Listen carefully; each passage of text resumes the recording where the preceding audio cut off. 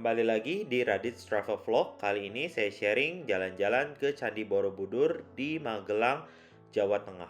Kali ini saya bisa naik ke atas candi lagi. Dulu di tahun 2023 ketika saya berkunjung ke sini tidak boleh naik ke atas candi. Ini merupakan candi Buddha terbesar di dunia. Saat ini sudah modern, area masuknya dibangun, direnovasi ya. Jadi sungguh berbeda dengan 2-3 tahun lalu ketika saya berkunjung ke sini. Saya berangkat dari Yogyakarta menggunakan mobil sekitar jam 8 pagi, kurang lebih waktu tempuhnya adalah sekitar 45 menit sampai dengan 1 jam.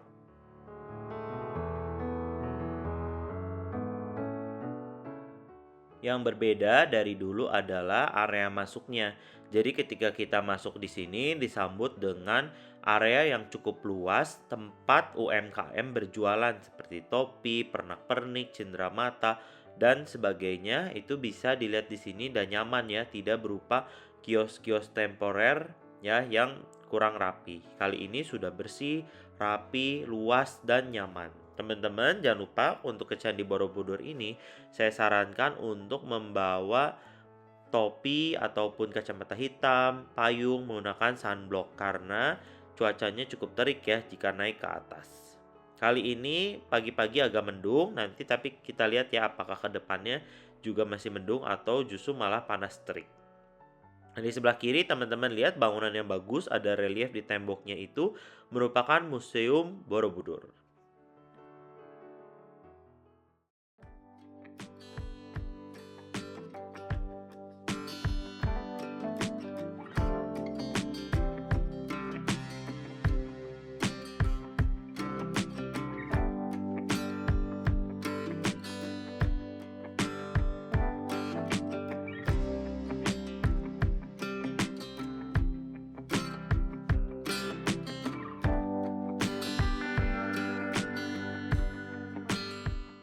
Yang ini adalah Museum Borobudur, cuman kita belum sempat masuk ke sini. Mungkin lain kali ketika berkunjung nanti kita akan masuk ke sini. Di sini juga ada galeri dan kampung seni Borobudur ya.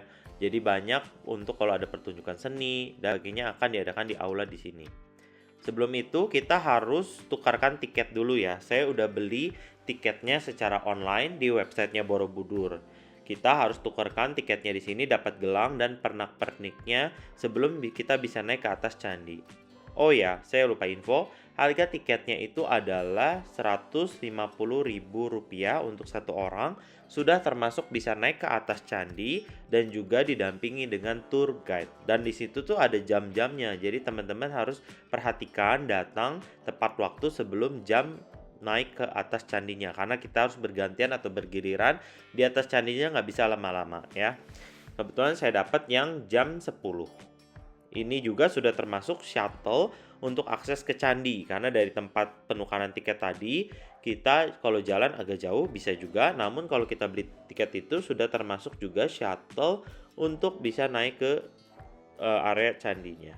Ini adalah tempat menunggu shuttle-nya, cukup nyaman, bersih ya, karena masih baru juga, mengingatkan saya ketika jalan-jalan ke Marina Bay, ke Garden by the Bay di Sentosa, Singapura.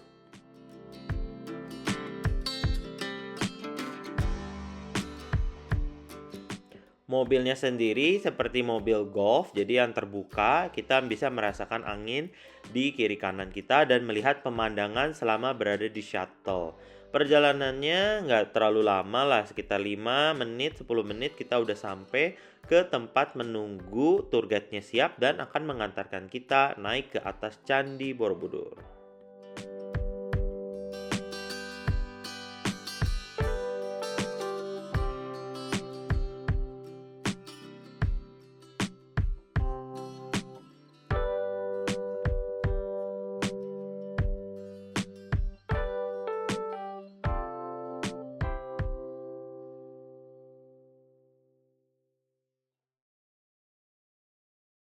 Ini adalah arrival shelternya, itu adalah shuttle busnya yang dipakai yang bentuknya seperti mobil golf ya. Nah, ini juga banyak orang-orang yang menyewakan payung karena tahu bahwa di atas nanti akan panas. Namun saya sarankan untuk teman-teman juga bawa sendiri saja payungnya ya. Oke, kita jalan lagi untuk ke area penukaran tiket tersebut. Jadi tiket yang udah kita tadi dapat, lalu kita tukarkan di sini untuk mendapatkan tas kain yang berisi sendal dan juga air minum. Jadi untuk naik ke atas Candi Borobudur, teman-teman harus menggunakan sendal khusus yang disediakan oleh candi. Sebelumnya nggak begini.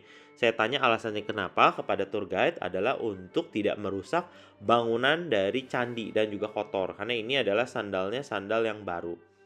Gitu. Jadi teman-teman harus tukar tiketnya, ganti sepatu dengan sendal yang diberikan dan menunggu tour guide-nya untuk siap.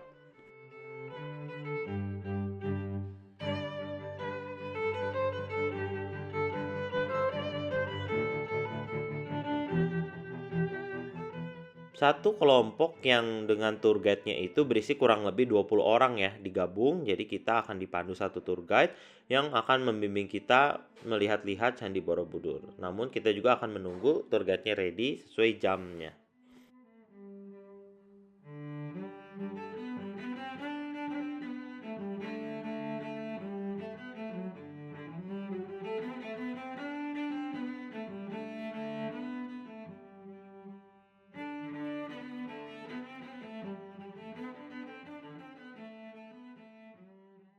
Karena kita datangnya lebih awal dan memang sengaja supaya jangan terlambat, kita menunggu dulu di pendopo tepat menunggu tour guide-nya siap. Di sini kita bisa minum dulu, pakai topi dulu, ganti sendal sepatu. Kemudian kita juga bisa membaca beberapa brosur dan informasi mengenai Candi Borobudur. Yes, akhirnya menunggu kurang lebih 20 menit, tour guide-nya udah siap yang menggunakan bendera kuning dan topi itu. Tour guide-nya sangat ramah, teman-teman bisa lihat review saya di Google Review. Dan dia sudah siap juga dengan mic dan speaker.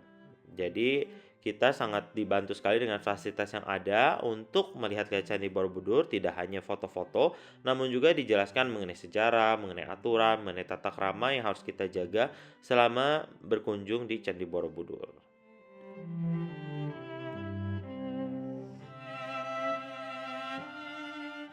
Dari tempat bertemu tour guide-nya tadi, kita masih harus jalan kaki lagi ya menuju ke pelataran dari Candi Borobudurnya. Nih, teman-teman bisa lihat jauhnya kurang lebih segitu. Dan dari sini sudah terlihat ya stupa induk yang sangat besar di puncak Borobudur dan berbagai stupa-stupa kecil di bawah lainnya. Ini kalau saya bilang sudah merupakan kali ketiga saya untuk berkunjung ke Candi Borobudur. Yang pertama kali adalah ketika study tour bersama sekolah ya ketika saya SMP dan terakhir 2023 yang lalu.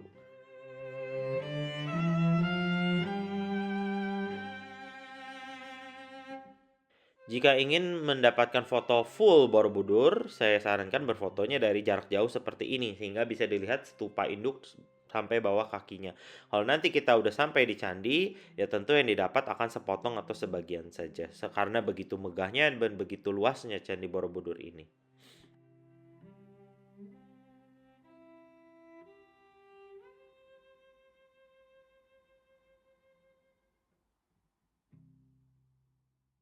Waktu itu katanya sempat ditutup ya setelah COVID karena dilakukan pemugaran perawatan candi, jadi sama sekali nggak boleh naik ke atas. Dulu juga sempat ada isu bahwa untuk bisa naik ke atas harus bayar 750.000. Namun untung saja itu tidak terjadi, jadi hanya bayar 150.000 bisa naik ke atas bangunan candinya. Teman-teman perlu menjaga, merawat, tidak merusak ya dari bangunan bersejarah ini.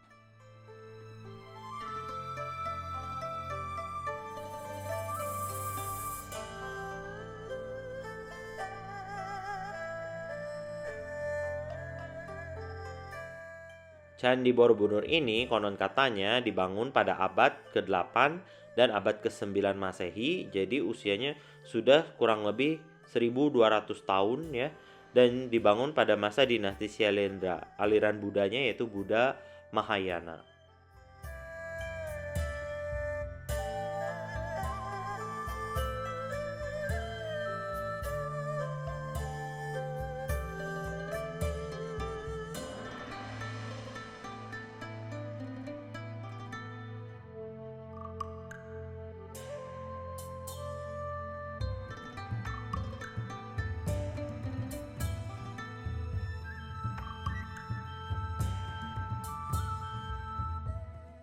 Nah, ini adalah bagian pelataran candi yang dimana 2023 kita hanya bisa sampai ke sini saja ya.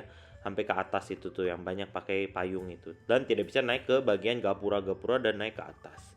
Nah, teman-teman lihat ya, kalau dari arah dekat kita tidak bisa mendapatkan foto full dari bangunan candi ya, karena begitu tingginya, begitu lebarnya. Jadi tidak bisa dalam satu shot bisa dapat seluruhnya. Nah, sebagai informasi, ada 3 zona atau tingkatan di Candi Borobudur, yaitu Kamadatu, Rupadatu, dan Arupadatu. Apa bedanya? Bagian Kamadatu yaitu bagian dari alam dunia terlihat yang dialami sekarang, yaitu adalah di 2 tingkat pertama di Candi Borobudur. Namun sayangnya memang ada sebagian relief yang sudah ditutup demi menjaga fondasi Borobudur ini tidak roboh. Lalu di bagian selanjutnya adalah bagian rupa datu, yaitu alam peralihan di mana manusia telah dibebaskan dari urusan dunia. Di sini tampak relief-relief dan juga ada patung Buddha ya di dalam gua-gua kecil dan beberapa stupa-stupa kecil. Kemudian kita akan lihat ya beberapa reliefnya yang ada di bagian rupa datu. Nah, seperti ini adalah relief-relief yang ada di sini.